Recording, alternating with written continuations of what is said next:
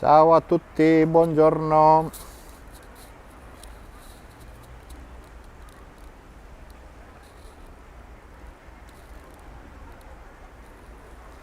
Test, let's have a look at how everything is going. Buongiorno to all of you. Ciao, ciao Nina, ciao Basil, ciao a tutti. And so let's have a look how everything is working.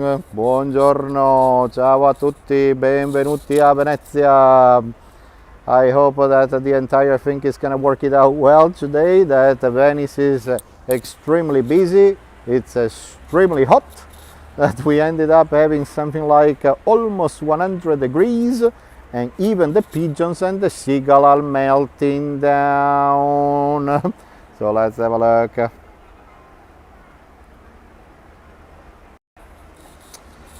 And so hello, buongiorno, buongiorno. So we are in a really strategic positions today. Just ciao, ciao, ciao Letty, ciao Basil, ciao Rosen, ciao a tutti. Buongiorno, buongiorno to all of you. I would definitely say sorry already if the signal sometime it might go crazy, but starting, ciao Marek, since that we're having definitely more people around, the signal here and there it might have a few problems. Sorry about the inconvenience. Stay tuned, stay connected. We try to do our best to keep you entertained. Yeah, roasted pigeon, but the roasted seagull is even better. That is definitely bigger. But we definitely try to do our best to show you the best part of Venice and to keep you entertained. I'm really sorry about the signal if it's going to be a little bit funny. And so, by the way, let's start our day. Buongiorno to all of you, and thank you for following. I love you, Venice. Grazie mille. And today we're going to go into a really fantastic spot, and we're going to start with some incredible views. As you can tell, we are right under the Ponte di Calatrava, the Constitution Bridge. That we got some really pretty interesting scenes actually. That the most interesting thing is that we started the entire project with something like 2 million euros, and we ended up with 14 million euros. We already replaced something like 7, 10 steps. As you can see, those steps that are right there, they are made out of glass. And so once that you come into Venice, actually be extremely careful, because those steps, they are extremely slippery. Doesn't matter if it is summer, if it is winter, if it is icy, or if it is a day like this with 100 degrees and you can cook an egg in those steps, but you definitely flip over actually, and it might be extremely slippery. And so, as you can see, this one has been our last bridge that we created. Ecco la mia prima ora di pranzo alla prossima. Ciao a tutti, ciao Eva. And so the entire idea is that we started to develop this bridge, especially in 2008, to make pretty easy connections, especially from Piazzale Roma, which is right in front of us, to the train station that is behind us, to make life way much easier. We almost ended up, instead of having 4 bridges over the Grand Canal, we almost ended up having something like 2 bridges, because this bridge actually it passed underneath the Rialto Bridge, and we calculated everything pretty well. That day we had low tide, and so it was able the entire big boat to pass underneath. But that one, it was the only problem. The problem at this real moment is, by the way, Santiago Calatrava is the same architect that he designed the stations that is by the Trade Center in New York, actually, the new one. Ciao Ricky, ciao Los Angeles, ciao LA. And the other thing is that a few years ago, ciao David from London, a few years ago, all the tiles that you see right in front of us, they are right here, since that the weight of the bridge, it was pushing this way, and the embankment was pushing this way, they lift up all the tiles, and so that has been another big disaster actually. And so we needed to fix even those tiles. Let's have a look at the view that we are having this side. This is another pretty amazing area because we are right at the beginning of the Grand Canal, and these are the golden hours. These are definitely the best. This is the best time of the day, of course. The colors, they are just magnificent. And right in front of us, what do we have? This is a really special spot, this one. It used to be a monastery, but many years ago, how everything was working. If you would have been judged guilty, once that you was coming here, how everything was working. You was guilty, you ended up into the prisons of the Doge's palace. The judge would have said, oh, you are guilty, we need to chop your hand or to hang you. Before hanging the person, they would have tortured that specific person all the way along from Piazza San Marco to the area of Piazzale Roma. For each gondola stations, they would have used hot pinchers and different kind of torture. And once that the guy he would have reached this area, right in that spot, they would have chopped a hand, and since that he was bleeding a little bit too much, actually, they would have put a little bit of fire in the arm, so they would have stopped bleeding, and they would have put a lovely necklace around the neck with the hand that he was hanging, and right here there was a horse with a rope, and they would have pulled the body from this real moment all the way down to Piazza San Marco. Once that the guy would have ended up into Piazza San Marco, he would have been quite happy to be executed over there.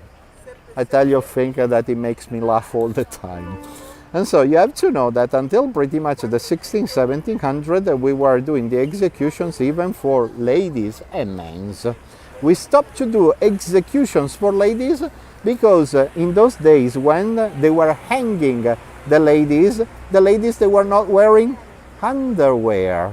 Guess what? Everybody was curious and they wanted to look under the skirts to see what was going on. And so to stop all the curious, they stopped hanging the ladies without lingerie. It doesn't mean that we stopped the execution. It means definitely that the executions, they were going into a totally different way. We would have used a big bag, laid inside, full of rocks, and directly into the water. Nina, you're right. The taxi boats are really so sexy. I hope a friend of mine arrives to keep me company. Let's see. Here we go. Just to give you an idea, this is a water taxi, that one that is arriving right now, and the big boat under the bridge, that one is considered a vaporetto, a water bus. But here we go. That right now slowly we're going to start to cross our bridge of the Calatravas bridge, and nobody knows him with the official name here actually. That is the Constitutional Bridge, and you have to know that he has been inaugurated and opened up in 2008 right in the middle of the night, because the locals, they were mad, they were crazy, ciao Beth, and nobody actually was really happy about this bridge. Mainly because all the people with the suitcases that they are crossing it is not that easy. The day of the inauguration we would have had a bubble that it was a big relief, a big help for the people stuck in wheelchairs, or for moms with the strollers. But that day a mom with a stroller got stuck inside of the elevator, and from that point on they didn't use it, they took it off last year. See, Nina, you under a skirt everything looked the same, but the lady, they didn't wear anything, and probably the situation at that time actually was a little bit different, and they didn't see many times, probably that's why. Probably, Julie, that might be the reason that they started with the Italian lingerie. I saw news this week that they are going to make a wheelchair accessible route through Venice. See, Bob, you are definitely right. At this real moment, we got a nice news that we got still the ramp that we are normally using for the Venice Marathon. So just to give you an idea, all the way down there we got the mainland. We normally cross the Bridge of Liberty, but even when they do the marathon, they cross the Bridge of Liberty, and they're going to do pretty much the itinerary that we're going to do today. And the entire idea is that we're going to have more ramps all over the entire city. And at this real moment, we're having more maintenance in a kind of crane to lift the wheelchairs up and put them into gondolas. So even people with restricted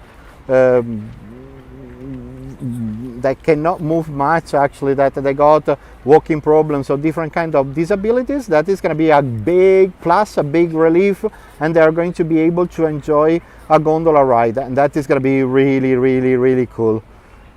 I got a new watch. It's the watch of the Biennale of Venice. Here we go, the Venice Biennale. So no more orange. I cannot wear something different that you are there. But the other idea is, look, this is of course the area of the train station that has been built up during the time of the Austrians. When Franz Joseph and Sissi and the Austro-Hungarian Empire, they got to Venice, that has been great because at that time the Austrians, they decided to link Venice to the mainland, and from the mainland all the way up to Vienna to connect definitely the empire. Especially during the time of Benito Mussolini, the Italian dictator, he built it up, the bridge for the cars. And since then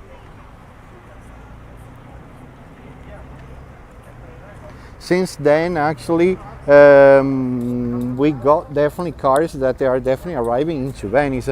See, Nina, you're right that you had a sunset over Canal Grande. That one is amazing with Sebastiano. And look how different this area is, and look at the scandal that is normally going on here in Venice. So right after that they finish to build up this bridge, the Constitutional Bridge, they decided to create this hotel super modern. And so interesting contrast between old and new. See, Marek, you are right. Not apparently, but we had one that it jumped from the bridge right in front of the train station. Another one jumped from the Rialto Bridge. Several had several swim around Venice, which is totally illegal. This year we had a massive number of people that are arriving with a bicycle, and they ride the bike around Venice, which is a nightmare because it's full of people. We had people that they arrive with the electric scooters. And the other thing that I didn't get it is that almost all the families, they are bringing the dogs with them. At this real moment is extremely hot, and the dogs, they get all the pawn burns, and it's not that nice actually. And so I don't know if it is the right spot to bring the dogs with. Let me see. Whoop. We go down this way so we can get a full idea. And so this year is a crazy year for Venice. I never saw so many crazy things going on and happening. And so let's see. Welcome Elizabeth in the family. And anyway, folks, any kind of questions that you might have, feel free to ask. That's so we can definitely discuss about what's going on. But definitely the swim around Venice, those are really popular.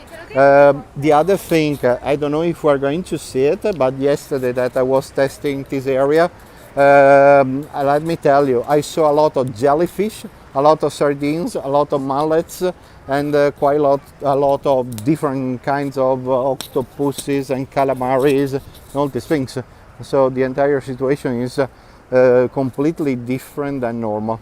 And so, by the way, we are next door of Piazzale Roma. Slowly we're going to proceed to the heart of the Dorsoduro district.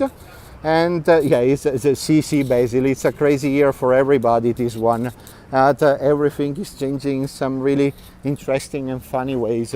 By the way, now I show you, but this is one of the many gardens that we got in Venice.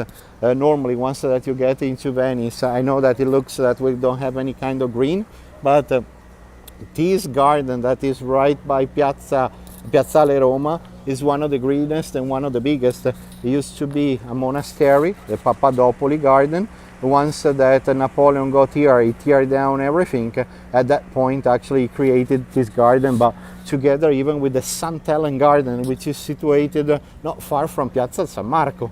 And that one is the largest that we got in town, and that one is just fabulous. Before we were talking about Austrians. So you have to know that when the Austrians got to Venice, what happened? In Venice we would have had approximately 45 kilometers of canals. After Napoleon, after the signori, yeah, here we go. I show you the local workers that they are friends. Sera. Here we go. We got the water taxi stand right here. That from here you can easily go everywhere. But the entire idea is we went from 45 kilometers down of canals down to 37, and that is quite amazing actually. Dorsoduro is your favorite district, Deborah. You can avoid tourists there. See, you're right, especially in the area that we're going to enter in a few minutes. Normally we don't have anybody, especially because today I will take you down to the jail, the jail area. And over there you got only few people. But that is gonna be interesting to see that area that is totally different. But you're right, Deborah. What I really like about Dorsoduro is the contrast. What does it mean? It means that you got an area that is a cultural center. It's like going into Beverly Hills because you got the most beautiful palaces, that you got the Guggenheim, you got the Church of Santa Maria della Salute. And the other area is totally the opposite. It's totally different actually. That is down to earth. But the area that we're going to discover today, from my point of view, is one of the best ones. Mainly because we won't find anybody. And you will hardly find a tourist. We don't have many Airbnb and these kind of things around. And that area is unbelievably beautiful. We got a bunch of ciao Paloma, ciao ciao. We got a bunch of areas that, especially a bunch of palaces that they are amazing. Here we go, look. Yeah, we're slowly going to say bye-bye, arrivederci to the cars. That's pretty much the last part that can be reached with the car. And so we got definitely Piazzale Roma. And those big buildings, they are all the big car parking. Ciao Guido, buongiorno, buongiorno. And once from this point on, no more cars for us. And starting from here, you can switch off the brain and you don't have to worry about if you are going to be run over by a car or whatever. We were discussing about people. Yeah, you can see that the situation is changing video after video, episode after episode. The common question that I'm having in these days, who is coming to Venice to visit Venice? Austrians, Germans, Polish, Czech Republic, Bulgaria, Romania, let's say French. Those are the most, let's say, popular nationalities that I see and I hear so far. I don't hear much English or American actually, no Mexican, no Spanish, and that is quite interesting how everything is changing. Let me show you this one. Look at the sign, Rio Terra. Rio, river, terra, land. So it means that, as we were saying before, they converted 45 kilometers of canals down, they sized down to 37 kilometers of canals after the Austrians. And so what does it mean? As you can see, this one, it was a canal that has been converted into a street. Let me show you how pretty this area is. We go a little bit down, but at least you can get a full idea. We're only a few minutes from the train station, and this area is just superb, as you can see. But definitely, if you're going, if you go a little bit down, you're going definitely to get, of course, quite the water. Of course, the other common question that we're normally having here in Venice is from where all the supply they are coming from. The entire idea is that the water supply, especially the drinking water, got to Venice via pipes around the 1920-1930. And before that time, we were using the wells that you might have seen all over Venice, but they were not wells, but they were cisterns. And that was the way to give the water supply to everybody. And of course, the electricity, as the gas, the LPG, they are all arriving from the mainland. And then they get door to door, actually. Yes, the other thing for those of you that never been to Venice, ambulances, rather than fire brigades, rather than policemen, they got a boat. And here we go. The other thing is how you find your way around Venice once that you're normally it's not working that properly. You might have some signal problems here and there, as is happening in the last. Is just overcrowded, but the only website that is working perfectly to find an address here in Venice is called ombra.net, ombra.net, and that is definitely one of the best way to find an address here in Venice. Here we go, and then you got the yellow signs that they are pointing out where to go. You have to know, we have to make clear something. Every time that you come to Venice, we got a really special way to find our addresses, how it's working. So we got 6 districts. Every district's got unique numbers. And so it means that Canareggio is going from number 1 until number, let's say, 6,000, like Castello, like San Marco, like Santa Croce, Dorsoduro, and so on. So basically, to make it clear, especially we use New York, that is easier. If you write down a postcard to Venice, it's gonna sound like, if you live in New York, something like this, that you are going to be house number 1 Soho, house number 1 Tribeca, house number 1 whatever, actually. And that's exactly how it's working. And these numbers that they are displayed right here, those are the numbers that has been given to Venice after 3 times, and this one is arriving directly from Napoleon time. Here we go, look, it's a matter of 1 street, and we got what? 1 man in the boat. All in front of us we got literally nobody, actually 1 pigeon and 2 persons. Other than that, actually it's super quiet. So it's just a matter of going into the right place. Once that you come into Venice, the best way to visit it is getting lost. Since that we don't have bad areas, we don't have bad districts, we don't have bad quarters, as long that you get out of the way, you're going to adventure yourself into areas that are just fabulous, actually, and they are totally unexpected, that you can never tell what is going to happen, actually. Yeah, you can definitely hear the cicadas. I don't know what happened this year, actually, but we got literally cicadas everywhere.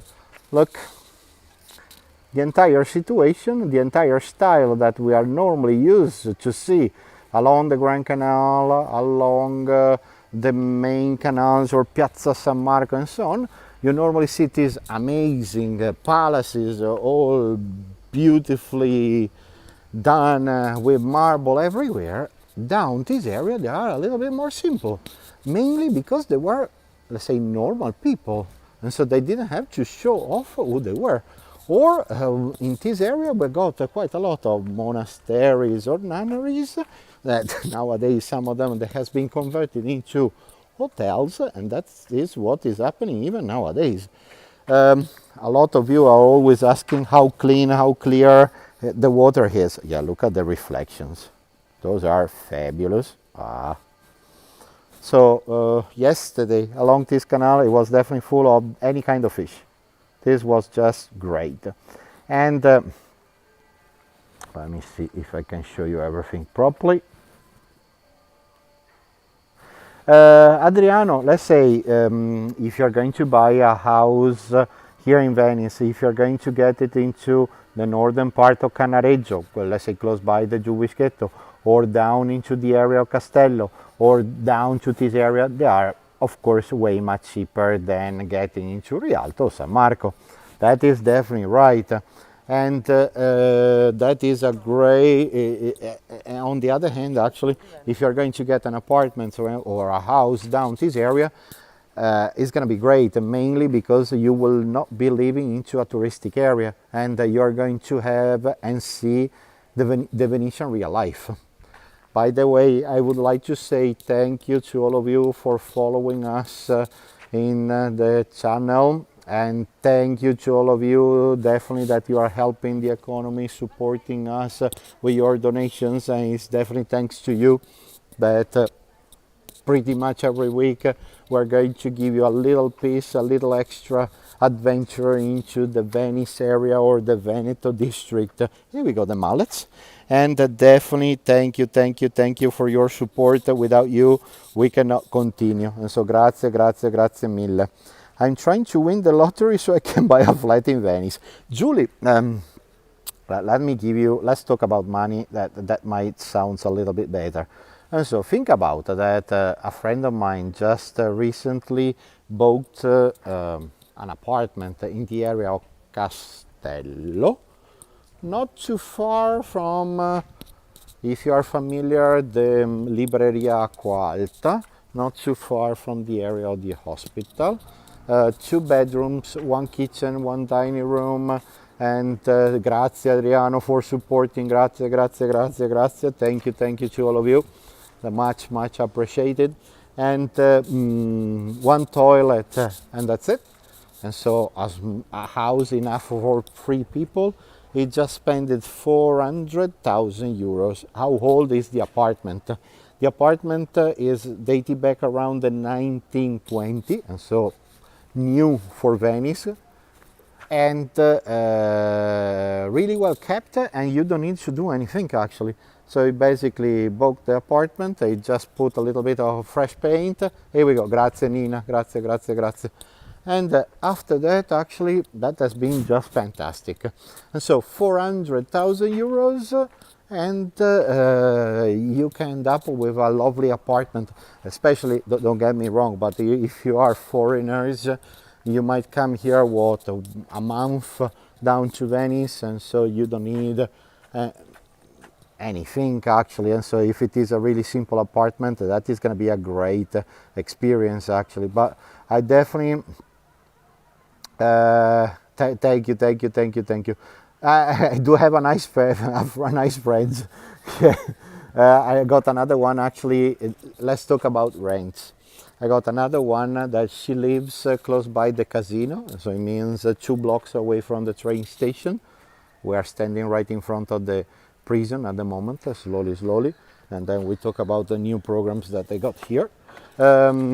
She is renting the entire apartment, something like a mom and dad and 1 little kid, and she's renting it for something like 1,000 euros a month. With 1,000 euros a month, it means that mom and dad, they must work, both of them, because the average wage in Italy normally is 1,100, 1,200 euros, cleaning your pocket. Thank you, SS, thank you for your support. I don't know how clear you can see, but you got the water that is moving all along this area. They are all mullets, and they are pretty big. And this area is always pretty much, let me see if we can see the mullets. Yeah. Here we go. The water is a little bit dusty, and this is definitely all mullets. Let's say 1,000 euros to rent the apartment here in Venice. On the other hand, think about that the bills here, they are normally a little bit higher than the mainland, as the rubbish collection or even the supermarket. The supermarket, they are around 30% more expensive than the mainland. Look at this, for the boat lovers. And so we got a place here in Venice. Thank you, Deborah. Grazie. This is a really nice wooden boat that is produced right here in the area of Venice. This is really cool and nice.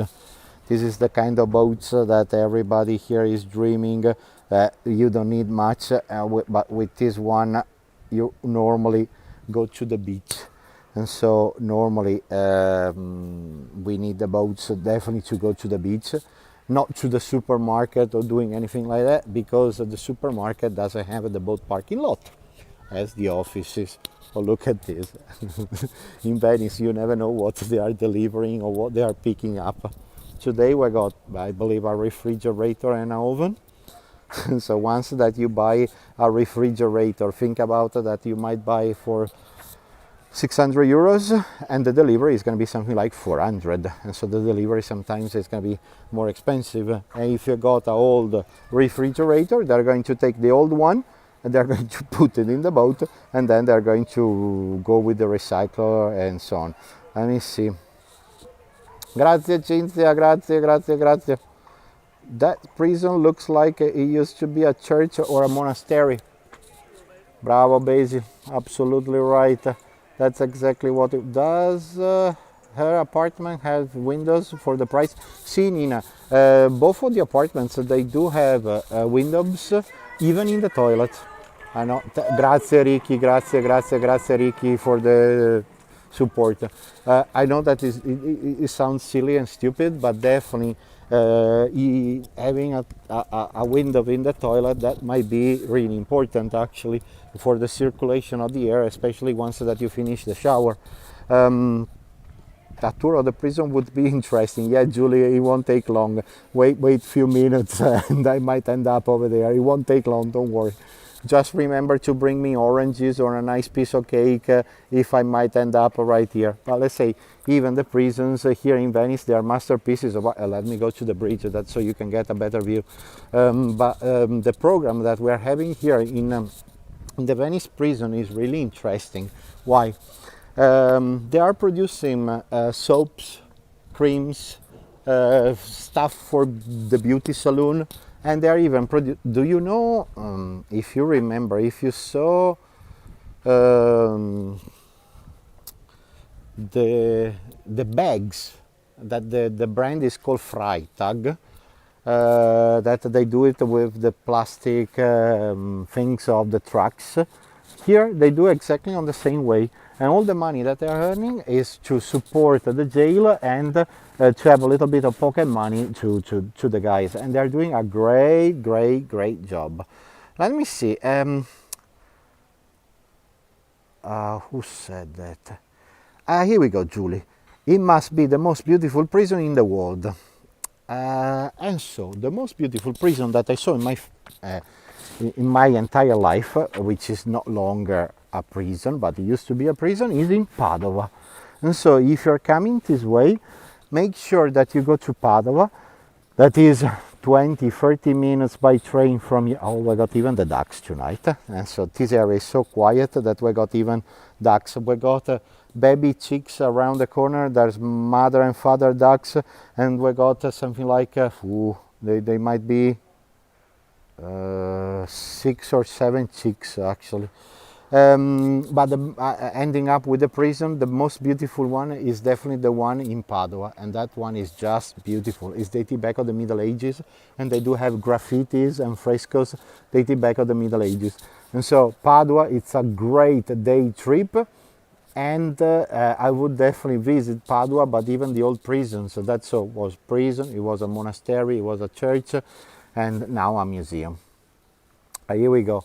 Right now we are in Parrocchia dei Tolentini, San Nicola da Tolentino. We are in the Sestiere Santa Croce, because before going into Dorsoduro we need to go to Santa Croce, and slowly we're going to get into Dorsoduro.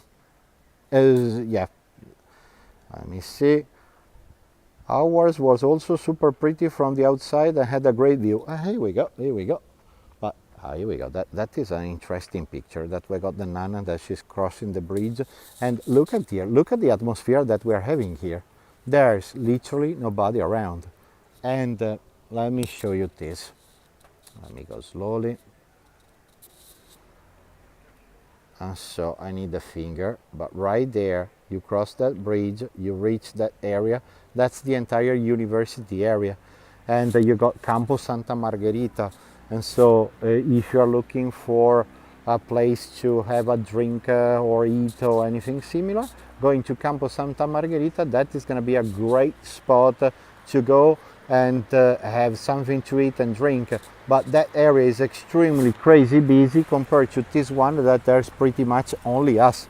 Only us, it means 321 people. But what do we have in this area? We are right at the edge between Santa Croce and Dorsoduro. Down the canal right over there, if you make it right, we got at the end the Justice Palace, and the entire area with all the boats that are parked there. It's like a mechanic, a gondola garage. They fix the engines of all the boats. So this area is pretty much everyday's life, and we are definitely down to earth. And so the building that is right there is exactly where you go to buy furniture, but super stylish furniture. But as you can see, we don't have what you normally expect about Venice. Let me see what I can show you. Here we go. So this area, I really like it because there's literally nobody around.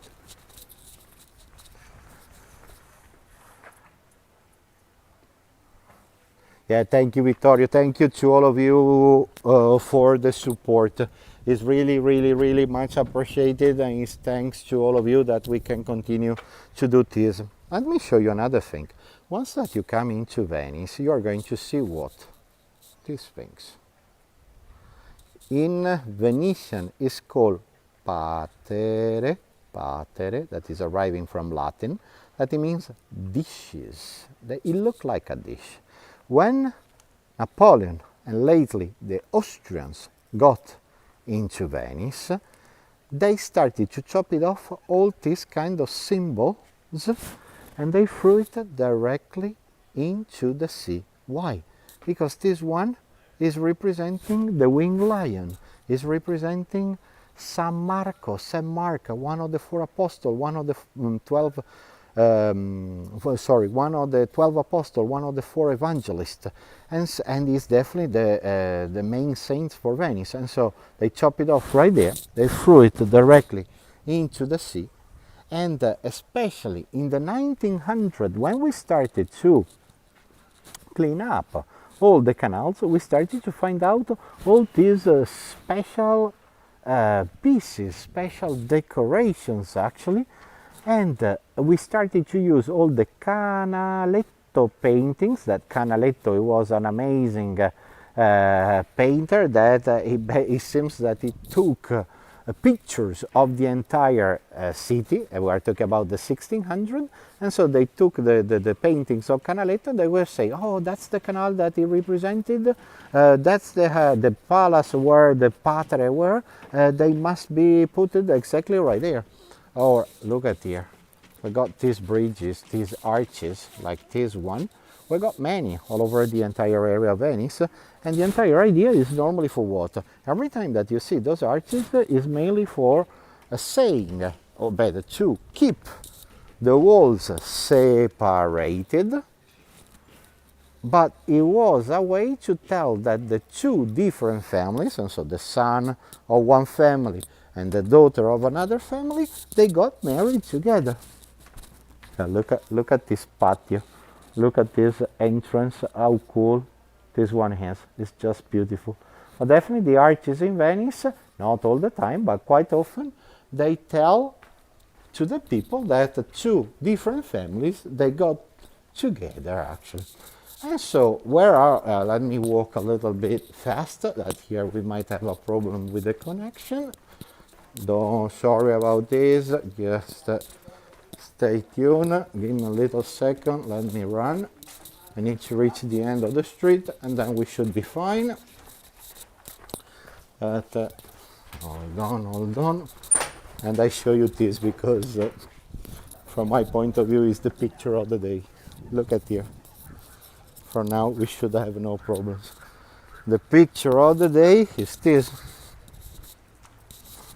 Look at the delivery in front of us.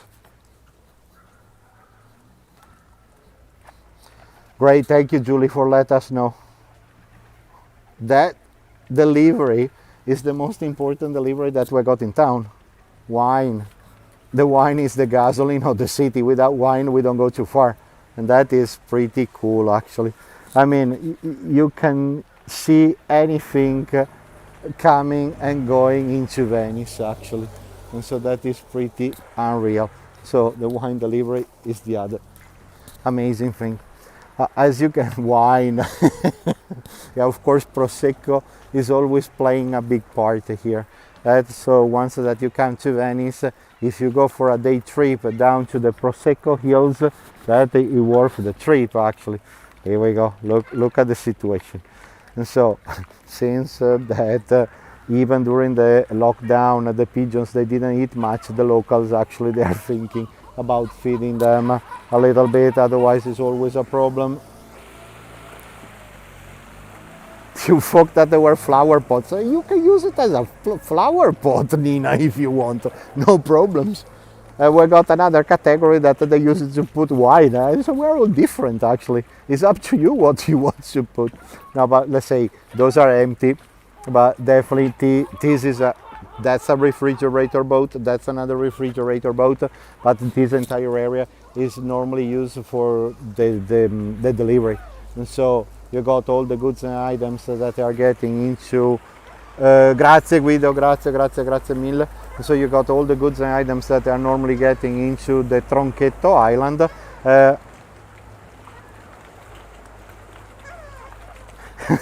Why are they delivering so much wine to the boat repair shop? Because they work hard and they consume, I don't know how many screw they can do with a liter of wine. I got no idea.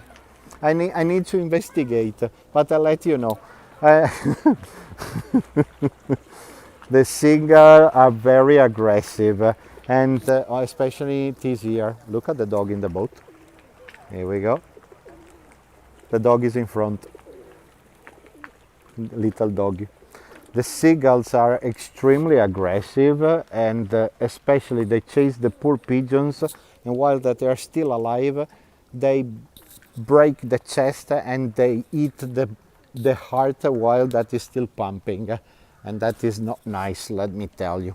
But look at here, there's literally only us. This entire area is going to go down into the area of Santa Marta, and this area is the area that has been developed pretty much in the 60s and the 70s, that we got all those little condominiums that has been built up for people that had different kind of problems. Let's say pigeons, a symbol of Venice, many the seagulls not chase them away. Marek, let me tell you this, that when I read it I was laughing for almost 2 months, but that's a different story. So 1996, with the fire of the Venice Opera House, what happened? The Venice government, the Venice City Hall, they figured out that we were having the pigeon.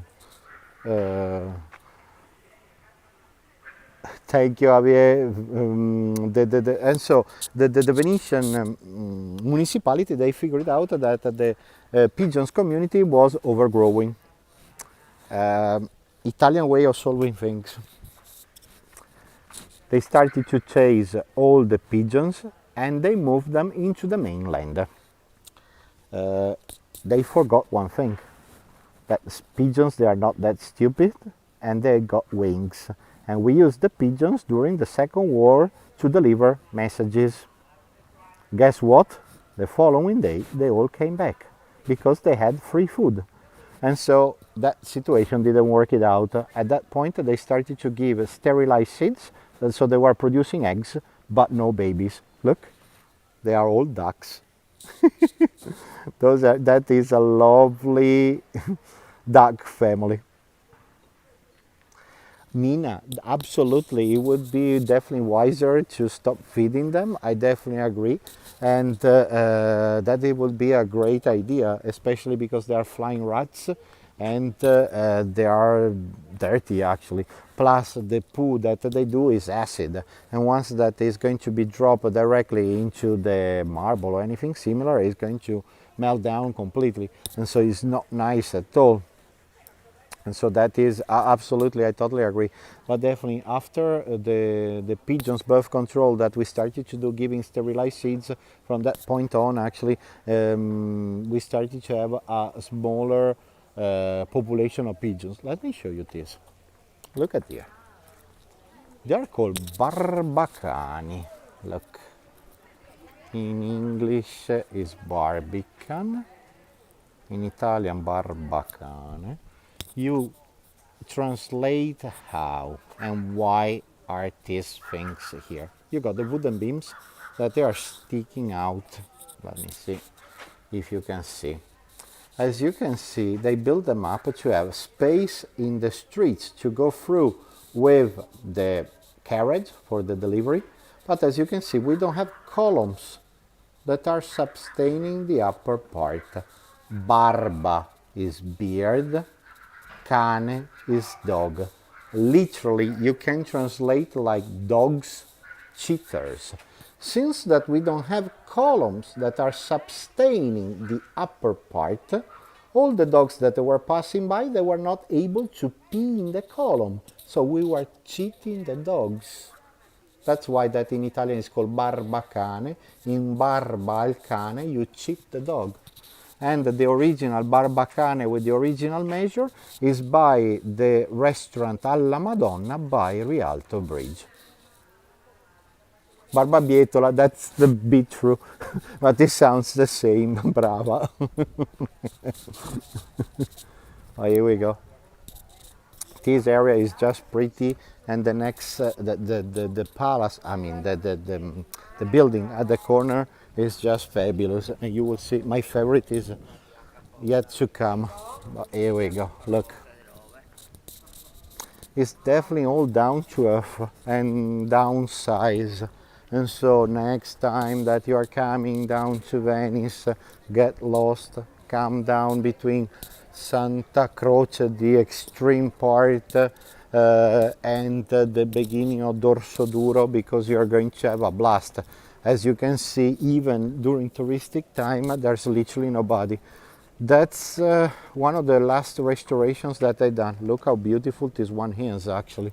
And so they took all the plaster off, and this is something that is happening more and more often actually.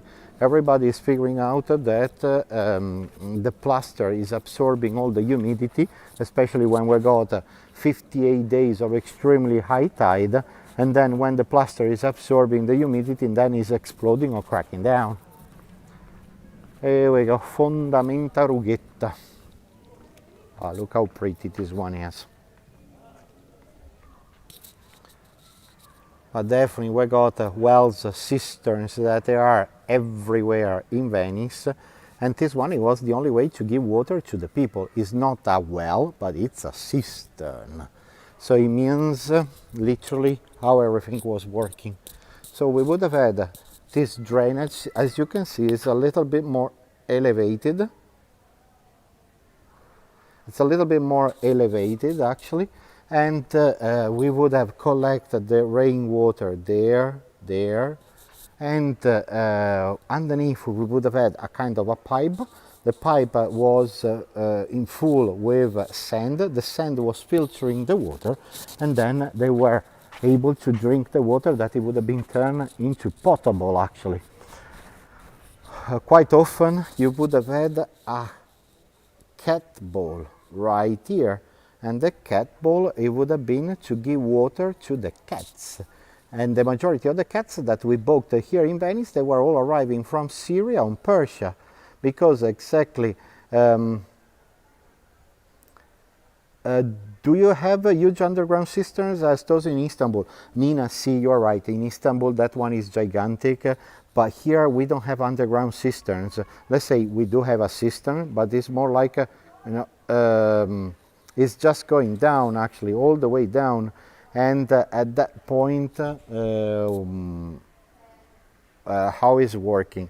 Lau Jerebatam Sarnici, that's the one that you are talking about. This one is more like a big pipe that is going to go all the way down. At that point, no problems. So you are right. This one is way much smaller, but even underneath the Trevi fountain in Rome, we got something like a cistern that is something like 7 floors deep. So it's not as beautiful, as big as the one in Istanbul, but even the one underneath the Trevi fountain is something amazing, amazing. That's another canal that has been converted into a street. Oh, here we go. Look at the view that we're slowly starting to have. Start to count the chimneys. But let's say we got approximately 8,000 cisterns spread out all over the entire city. And the entire idea is we would have had public cisterns and we would have had private cisterns. The public one, oh, let me give you a 360 degrees. The public one, actually, everybody was able to get the water. And let me tell you one thing that is quite interesting. The view, it looked like the island of Burano with all the colorful islands. Give me a second. And so 8,000 cisterns, 3,000 private and 5,000 public. And so here in Venice, but especially even in Veneto, we don't know exactly if it is a legend or if it is really matching. They are still studying. You have to know that the priest is called Piovan. Piova in Venetian is pioggia in Italian, in English is rain. What does it mean? That the priest that he was called Piovan, he was the rain man. He was the man that he had the keys of the wells. We still don't know if he was a legend or what, but it sounds pretty good to me. Look at the chimney. 1, 2, 3, 4, 5, 6, 7.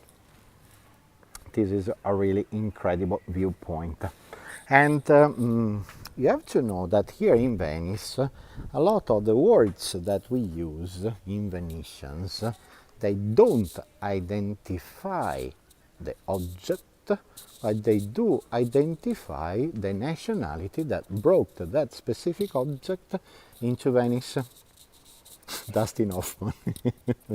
And so, Rain Man. That's the end of that, and I will be doing, ending up in the prison, and some of you needs to bring me the oranges or a nice cake and a coffee, please. Let me see if I can show you some fish. We got some baby sardines. Against the white, they're all little sardines. You have to know that here in Venice, yeah, look how crazy busy he is. Us, that's it. In Venice, the apricot are the armeini. In Italian is albicocca. And so albicocca Italian, armein Venetian. Armein, it sounds like Armenia, Armenians. And so the apricots has been brought to Venice by the Armenians. And the Armenians are some of the best and most incredible producers of apricots.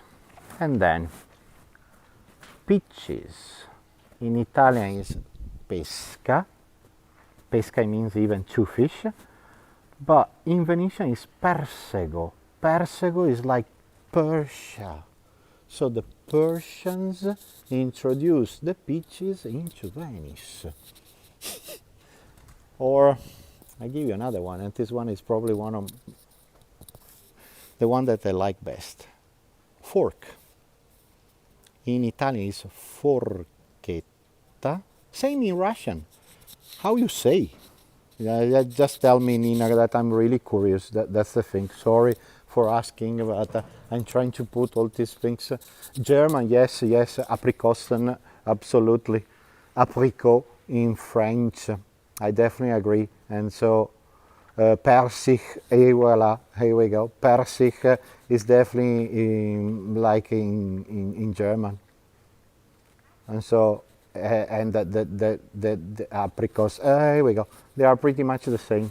And so German and Russians and basically everything is connected to the nationalities that I broke all these things here. And the other idea is fork. And this one actually it doesn't have any match with Russians, unfortunately. Sorry, Nina, but I was having a chat with a friend of mine. In Italian is forchetta. In English is fork, forchetta, but in Venetian is piron. Pironi, which is Greek. Why? In the 1100, the Orseolo family, that in Venice, close by Piazza San Marco, Vilca, yeah, I remember that it was Vilca. And so no connections. In the 1100, the Orseolo family, they got married with a lady, a noble lady from Greece, and when she got here in Venice, she realized that the Venetians, they were barbarians, because we were eating still with our hands. At that point, in the 1100s, she introduced the fork, and they kept the Greek names. But when the fork got to Venice, had 3 proms, the Venetians added up the 4th. And so in this way, we were able to get the stuff way much better. But definitely, Greek inventions and the Venetians, they done the upgrade. Right in front of us, we got the Istituto Universitario di Architettura di Venezia. And so we are right by the university district, and we are right by the architecture area. And this section is just beautiful because, as I told you, we got the university district, but here you got architecture, you got design, you got fashion, and this is just beautiful. If you are coming this way, make sure that you must come inside of the San Niccolò dei Mendicoli. Is one of those churches normally that nobody knows, that is totally away, is totally off the beaten path. That I show you the sign, that so in this way you can definitely see the name. That spelling is going to take a while. 12th century, as so. On the 12th century it has been reconstructed, but it's definitely dated back around the 7th century. And so beside of the Cagliardi, beside of the Palma il Giovane, the entire atmosphere, it looked like more Baroque. And this is just superb. What I really like is the background. We got the cat ball. Give me a sec. That's the famous cat ball that I was talking about. So the poor cats, and so basically when they were opening the well, the cisterns, they would give water directly there, and so it's not the place for the bucket, but definitely was the place for the water for the cats. Mainly, as we said, they were arriving from Syria or Persia, but they has been bought and they has been brought from these 2 countries to chase the rats that they were spreading the Black Death. And especially in the 1600s, we figured out that the fleas of the rats, they were spreading the Black Death. Lately, we figured out that it was mainly a matter that nobody was having big baths, and we were not having big showers. I tell you another thing, since that we're talking about not silly but different things, toilets. And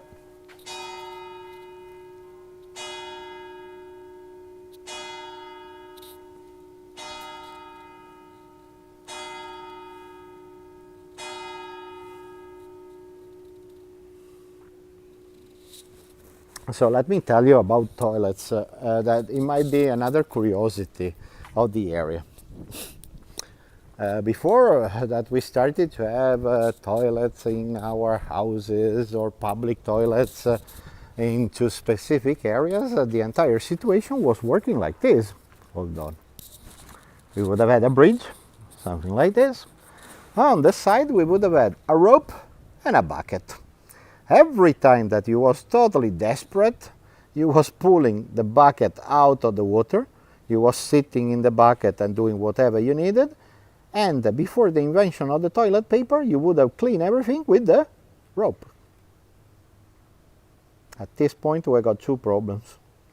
It would have been extremely painful, one, and it would have been the way to spread diseases, because if the previous one would have had a special disease, you would have ended up with sharing it. By the way, right opposite to us, the island right over there, is already the island of the Giudecca. Must have burned in all the wrong places. Seen in a rope burn, I believe that it was a little bit painful. I believe that it was like John Wayne after that he was doing horse riding for the entire day. It would have been the same feeling, I believe, or close to there. Sorry, Julie. Italian sense of humor, but if you think about those days, that it would have been just pretty amazing, actually.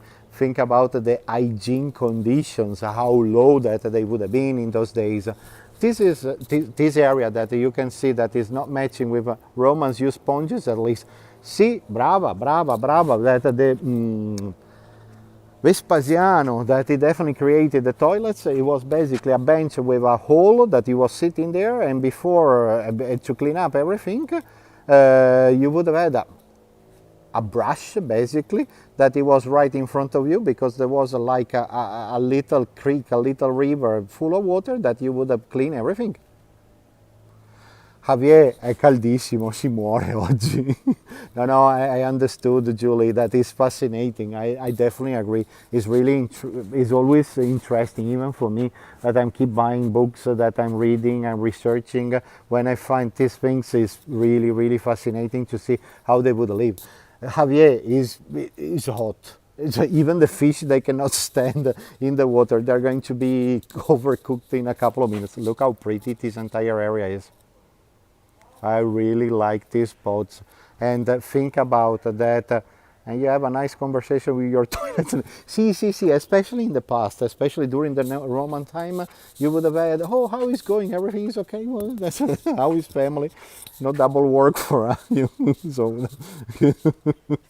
no. Everything is fine. So we are definitely really lucky. But the entire area that we are discovering together today, in my opinion, is an area that you should come, actually. And where are we? For those of you that saw all the different episodes, we are close by Zattere, so we are not far from the Zattere area. And that area is pretty much where we got the Nico Gelato shop, that you buy the Gianduiotto. That is that beautiful chocolate flavored gelato with the whipped cream, and you got all the hazelnut inside, and those are amazing. And just to give you an idea where we are, the bell tower that is right there is pretty much where the area Campo Santa Margherita is, just to give you an idea. That is the neighborhood of the university. And this is the church of the Anzolo, and then down to the right we got the entire beautiful walk of the Zattere, that is opposite directly to the sorry, the area of the Giudecca. But definitely make sure that you're coming this way, because as you can see, you got starting from this point, you got a bunch of lovely little bars that are really down to earth, that you got mainly elderly people that they walk around this area, so it's a nice area. And you got small bars, small restaurants that they are just perfect, especially if you got families. This is great. Not far from the Vaporetto station with my name, San Basilio. See, you're right. See, bravo Basil, that San Basilio is just around the corner, and so I will show you. We might end up right over there, that's so you can get the idea. I need to tell you another thing, that this week I tried something. Oh, let me give you another idea. A few minutes ago we were down the streets over there, and so we went around this way. And here we go, that we got all the little bars and cafeterias. You remember that we were talking about Piova, Ponte della Piova, the bridge of the rain. And so here we go, they were definitely collecting the water around this area, and they had all the wells and cisterns.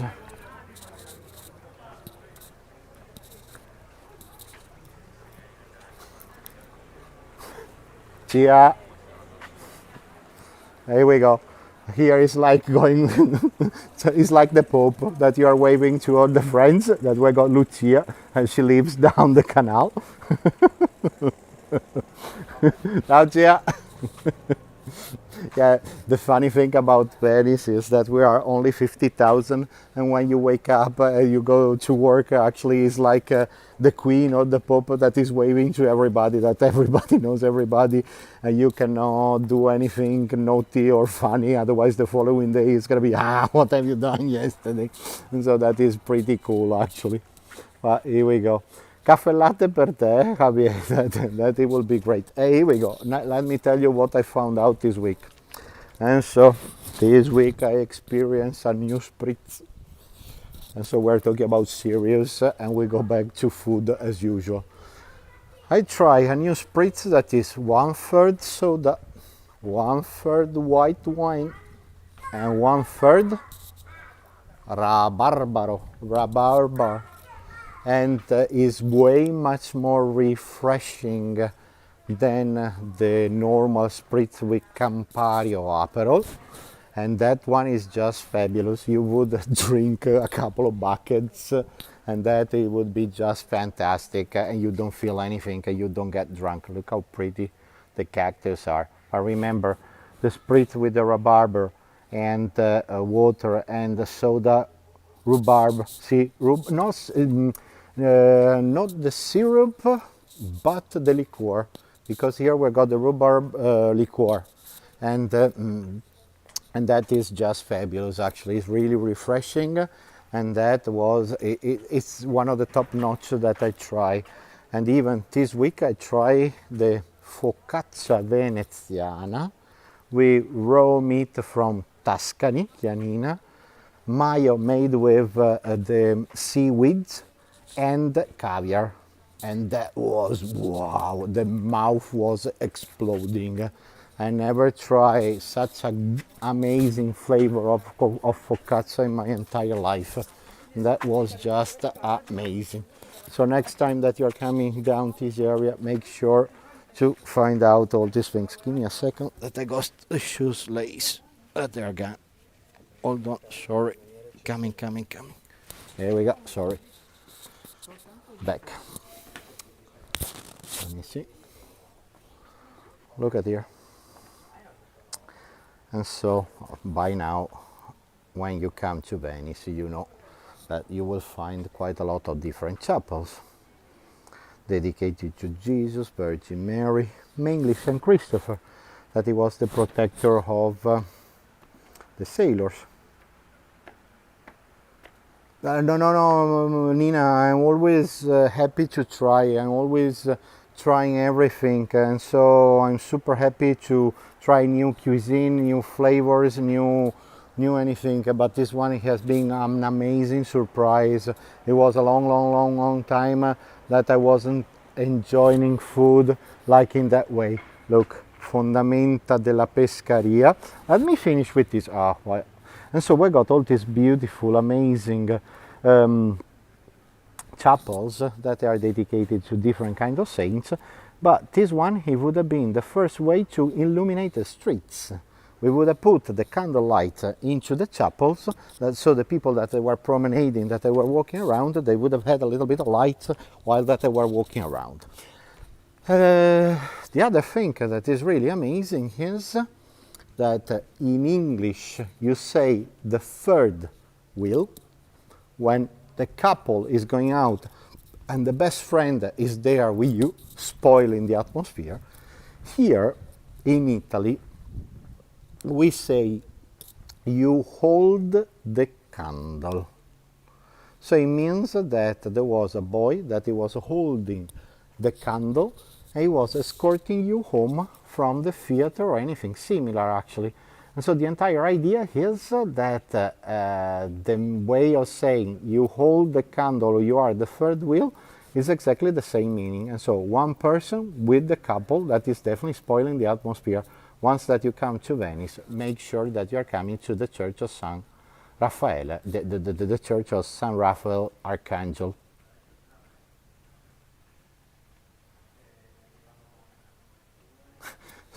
I was reading, Nina. I mean, you know everything here, and still there are discoveries to be made every time. Mamma mia! Don't tell me. The other thing that was really interesting was 2-3 years ago that they found a graffito inside of the Doge's palace that it was representing a Napoleon troop. And this sketch, this graffito has been done with the knife of the rifle. Look, Salisada della Chiesa. Salisada, what is the meaning? One of the first streets in Venice that we put the cobblestones. So we can identify even when that has been made. And this is really amazing actually. Oh, here we go. Look how beautiful. And so what you think a romantic dinner down here that we got the Trattoria dell'Anzolo. What is that? Sì, aspetta un attimo, give me a second, Basil.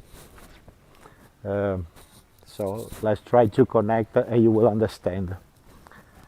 This is the church.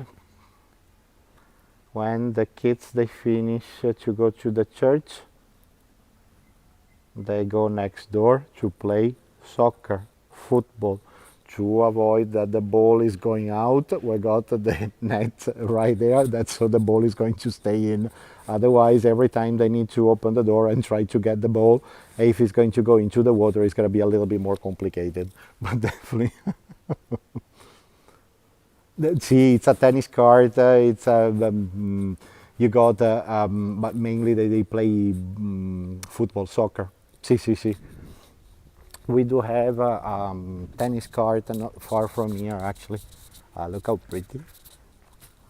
So make sure, football field, let's say a small football field, because we got several, and there are some in Castello, there are some in Murano, there are some down to Burano. The one in Burano is pretty big actually, but we are always super lucky. Oh, let me show you this.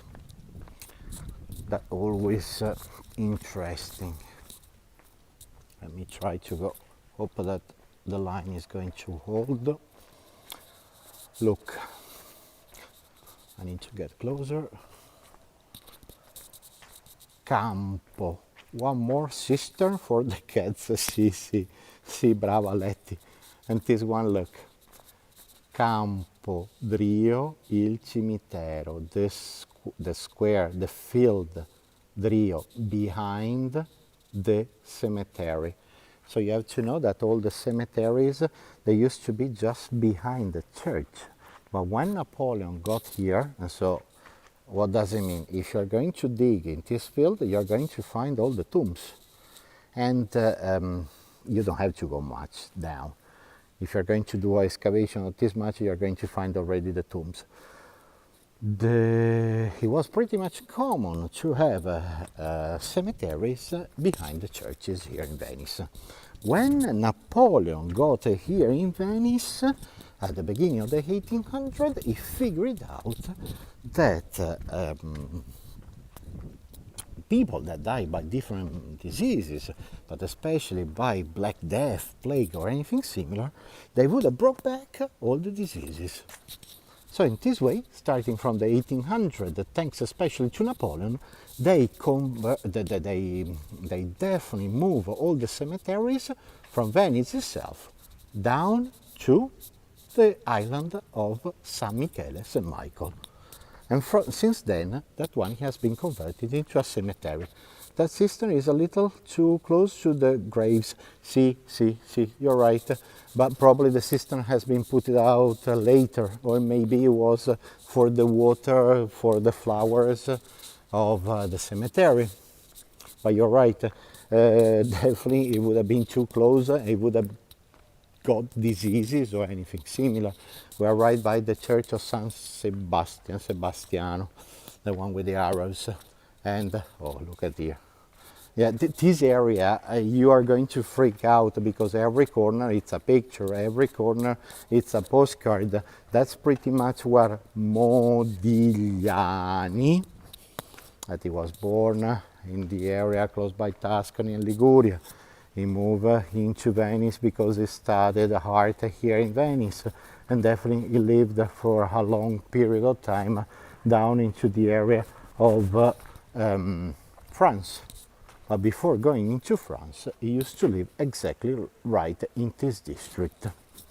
So make sure once that you're coming in this area that you come to visit the Church of San Sebastian. Let me see if I can show you the entrance. I forgot the timings. Let me see. Here we go. Just to give you the idea, Chiesa di San Sebastiano from Monday 28th of June 2021 for the month of July and August. The Mass at 8:30 is not running. He lived way too little. Look, give me a second, I'll show you. Nina, you have to know that when he got here, he was a student, and so he wasn't famous. He didn't hit anything at that point. He didn't do anything, let's say, special yet. He was still a student, and so he was small. But he became famous once that he ended up into France, actually. But give me a second that I need the hand, but I will show you the plate because it's right over there. This is definitely the house where he would have lived. Let's cross the canal. Let me give you a great view of this area. There we go. Look how pretty the entire area is. So again, once that you are coming this way, it's going to be pretty nice. Let me give you this other idea. Let me go slowly. Somebody was asking me about nationalities. Just met some British, which is interesting. That I didn't see many this year. Look how nice. Yeah, golden hours, and the colors are just beautiful. Look at here. Yeah, they were slowly having the sunset, and in the next 10 minutes that we're going to end up, we're going to have the sunset exactly in the heart of Dorsoduro by your stop, Basil, in San Basilio. And so just give me a second. Let me go down the... Oh, here we go. Let me show you the plate. But basically, from Venice I receive, Venice teach me a lot of precious, important things of my life. And that this is exactly where he lived around the 1905.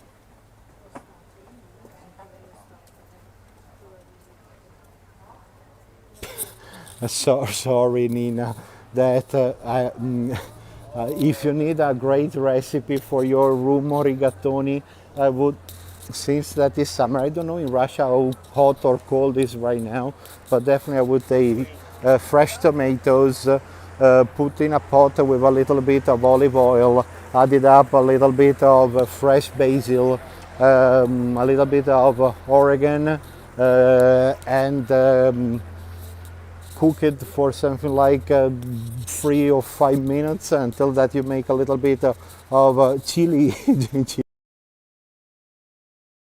I would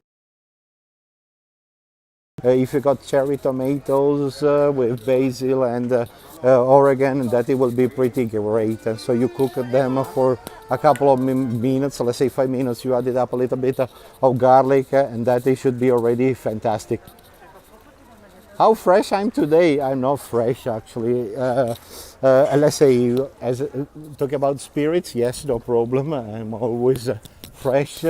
The problem is that it's not fresh. The temperature it's a nightmare today. It's more like hell. But we are expecting the next few days to be really bad. Julie, making us feel hungry again. Don't tell me, I didn't eat yet. And so we are all pretty much in the same situation. Here we go. Look at this.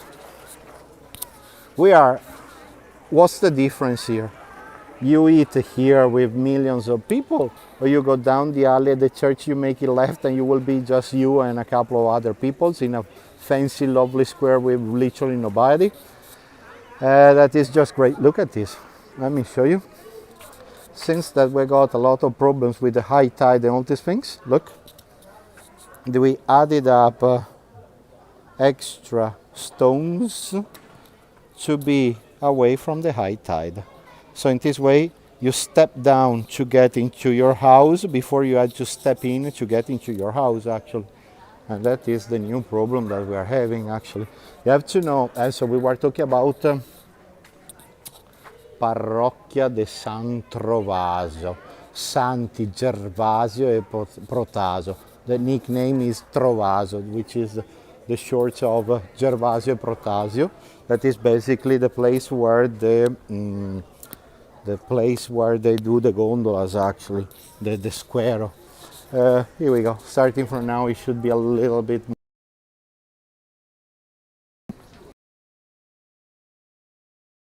because we got your name.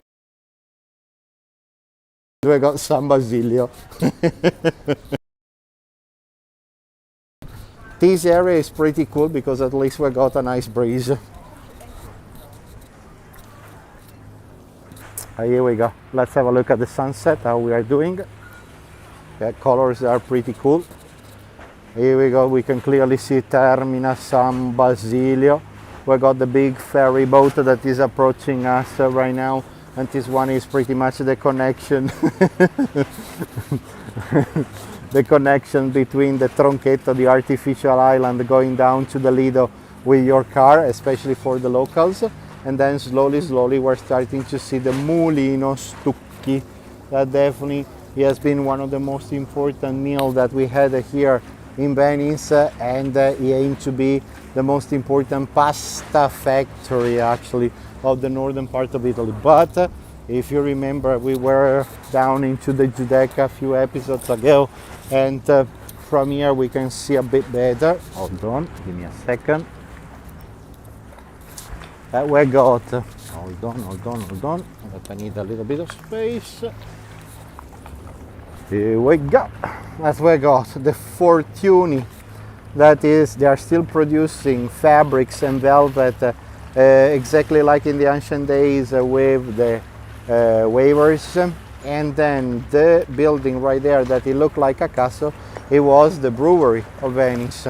But think about it, that Giudecca is not arriving from Jewish, because of course in the 1516 we had the Jewish district, the Jewish quarter close by the train station. But this one, it seems that it was more like the place where the people that has been judged, that has been put it actually. That's exactly how everything was working. And this was the area where we would have had the stables, we would have had the horses, they would have had all the leather factories. And so in this way, the bad smell of the leather factories, they would have been totally away. Ah, here we go, that you got Nero di Sepia. And the other idea is this, and so in my opinion, once that you are in Venice, once that you come in this embankment, this is going to be a great spot for the sunset, but this is normally really busy. If you are going to catch the water bus number 2 or 55.2 that is going to go across, if you're going to go into the Giudecca, there will be definitely ciao Greenwich, ciao to all of you, and welcome to the people that are on the chat right now. But definitely, if you're going to go down that embankment, that you got the restaurant that is called Alla Botte, B-O-T-T-E, and that it means the barrel, you will be having this incredible view right in front of you. Just me, that it has been our pleasure to take you right here. Mangiavo spesso alla taverna San Trovaso vicino all'Accademia. Anthony, quella è proprio bella. Rimane sempre un bellissimo posto. Ma qua ce ne sono un sacco. Just to give you an idea, here in Italy we got a TV program that is called The Four Restaurants, and this restaurant that is right in front of us is the one that ended up in the television. Ciao Rosacchino, ciao dal Brasile, Porto Alegre, grazie Anna. Oh, yeah, thank you to all of you for supporting the channel. Thank you, thank you, thank you, thank you. This is really much appreciated that you are helping us with this project of showing you the most important and the most beautiful parts of Venice. It's thanks to all of you that nowadays we can keep doing this. Thanks to your support, we can definitely do all the question, ask what you like best, where you would like to go to discover the city, and which area that you would like to see that you've never been. And so in this way, the aim of the entire channel is definitely to prepare you to your next visit. Actually, that's so once that you're coming into Venice, you're going to be a little bit more confident with the entire area.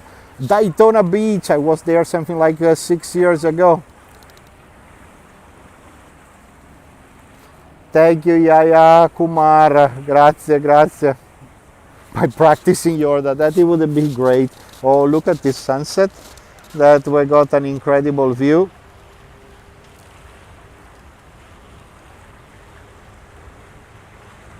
Yeah, let's say I just read that your air conditioning is not working properly. Stay home, don't come. But I was reading that some of you are from Finland, that you shouldn't have big problems actually. You live in another amazing spot. I was working up in Finland for almost 2 or 3 years, and so amazing, amazing. Thank you, thank you, thank you, thank you, thank you definitely to all of you. That is our pleasure to show you all these beauties, but thank you, thank you, thank you for supporting us with all your donation. Ciao Montana, ciao Charlene. The entire other idea that it might be really interesting is what? If you're coming this way, what you should do? You should come here especially during the Feast of the Redeemer, because during the Feast of the Redeemer that is normally happening around the middle of July, we built up this amazing artificial bridge that is going to go from here to there. That so in this way we are able to go down to the Church of the Redeemer, say thanks that the Redeemer in the 1500s stopped the Black Death, the plague, and during that night in Venice we are normally having something like 45 minutes of fireworks. Here we go. This is another great spot to have your aperitif. And so remember, spritz not with Campari, not with Aperol, but with Rhabarber, and that it will be a nice a nice things to try next time that you are coming this way. That is getting a little bit more popular. Normally I don't like the Hugo, but this one, it was just delicious. But anyway, let's go up to the bridge. And so I will be able to say bye-bye to you from the top of the bridge, because the view from there, it will be the best one, I believe. Yeah, Helen, come back anytime. We will be really happy to welcome you back, you and all of you that are connected. Annette, I'm not far from the Indiana Jones church that is called San Barnaba. Brava is on my left hand side, probably 2 blocks away from here. Maybe this area is more popular at sunset because of the beautiful view. Yeah, no, you're right, Basil. Obrigado Luciano, obrigado, obrigadinho. Sì, eccolo qua il tramonto. Here we go, we got definitely the sunset. And let me try to find a higher spot for the sunset. Bob, you was looking for the airfares last night, and so I tell you this one. I got a friend of mine that lives in Vegas. He just booked the tickets Vegas, New York, because he's got mom and dad in New York, and then he's flying New York to Naples. He's paying $90 Vegas to New York, and almost $400 New York to Napoli. So deals are amazing at the end of September. I'm talking about America. Ciao Romania, ciao a tutti. Let me try to go a little bit higher. But definitely it seems that prices, especially for Americans that are coming this way, they are going to be definitely way much cheaper. Let me walk this way. No, it has been my pleasure. Thank you to all of you for following us. And rhubarber, not spirit, rhubarber spritz. Yes, absolutely. That is different. Rhubarber, a third rhubarber, a third white wine, and a third soda water. That is amazing. I don't like Campari because it's too strong. After a glass, I don't feel the legs, but that one is amazing. Yes, there was 660 rates San Francisco for October. It's not bad actually. Normally, before COVID, it was way much higher. Guido, obrigado. Thanks for the tour. I watched many times. Thank you, Annette. Thank you to all of you. Thank you.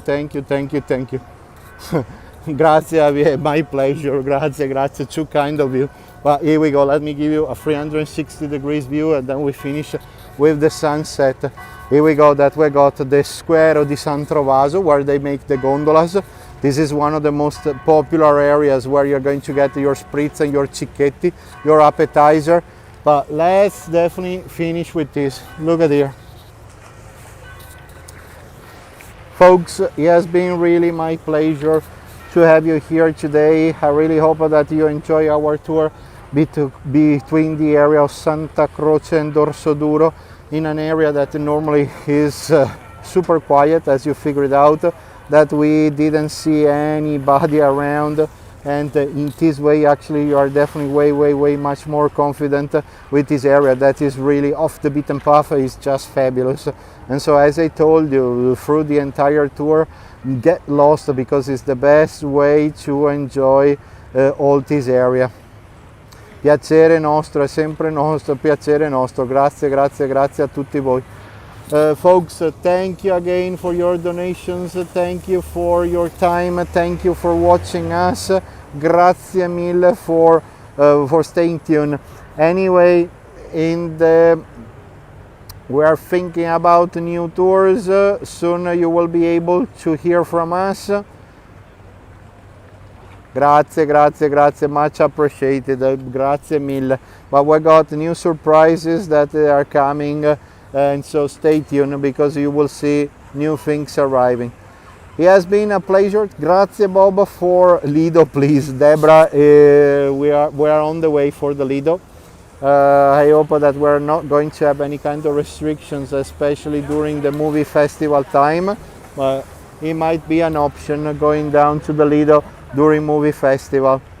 Grazie mille and arrivederci. Ciao a tutti, buonasera.